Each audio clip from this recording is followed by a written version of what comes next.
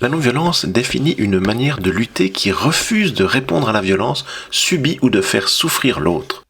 Elle a de nombreux précurseurs dans les textes sacrés et le christianisme, jusqu'au poète Thoreau, mais c'est surtout l'Indien Gandhi qui est considéré comme le créateur de la méthode de lutte non violente.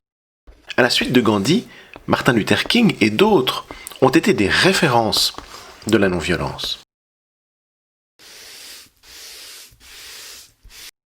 Mohandas Gandhi est un avocat indien formé à Londres. Installé à Durban, il se retrouve confronté à la ségrégation raciale et à l'injustice. À Durban, Gandhi mène une lutte non violente contre des lois racistes. Retourné en Inde, en 1916, il y apporte sa méthode de lutte pour l'indépendance.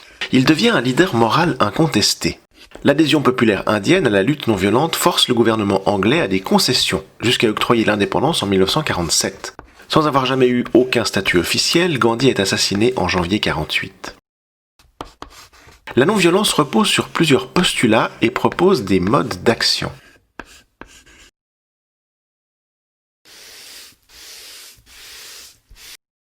Commençons par les postulats. Toute personne est dotée, selon la non-violence, au plus profond d'elle d'une humanité qui est bonne. Lorsqu'on subit une violence, y répondre, crier, riposter ou avoir peur, c'est l'attiser. Par contre, ne pas y répondre réveille tôt ou tard l'humanité enfouie chez l'agresseur, qui le fait stopper.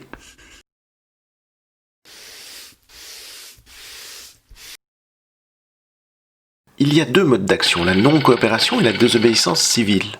La non-coopération consiste à ne pas coopérer avec ce qui est injuste. Le boycott, par exemple, est une forme de non-coopération.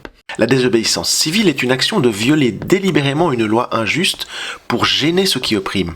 L'objectif est par exemple de se faire condamner ou arrêter afin de remplir les prisons et les submerger. Le sitting utilisé aux États-Unis pour la lutte pour les droits civiques dans les années 60 est par exemple une forme de désobéissance civile. La lutte non violente est caricaturée souvent comme de la résistance passive. Elle n'a cependant rien de passif. Au contraire, elle prend toujours l'initiative. Par une provocation qui engendre une réaction qui elle-même fait l'objet d'une médiatisation. La médiatisation entend prendre à partie, en témoin, l'opinion publique qui a sous les yeux l'injustice de la règle.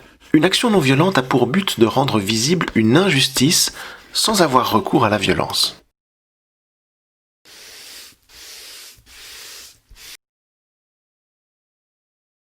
Prenons un exemple. Dans l'Inde coloniale, le sel est un monopole anglais taxé. En 1930, Gandhi organise une action non violente, la marche du sel. Il y a une provocation. L'impôt sur le sel finance la colonisation, donc Gandhi décide de marcher jusqu'à l'océan pour récolter lui-même le sel. Évidemment, il avertit les journaux anglais.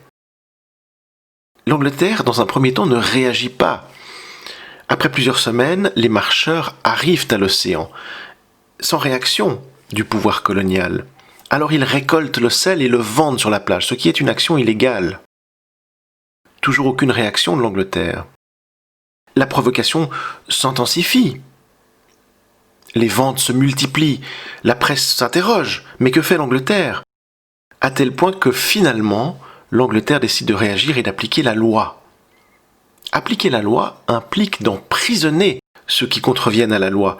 Jusqu'à 60 000 Indiens seront en prison. Mais ça continue. Et l'Angleterre n'aura plus le choix. Désormais, la vente et la récolte du sel seront autorisées pour les Indiens.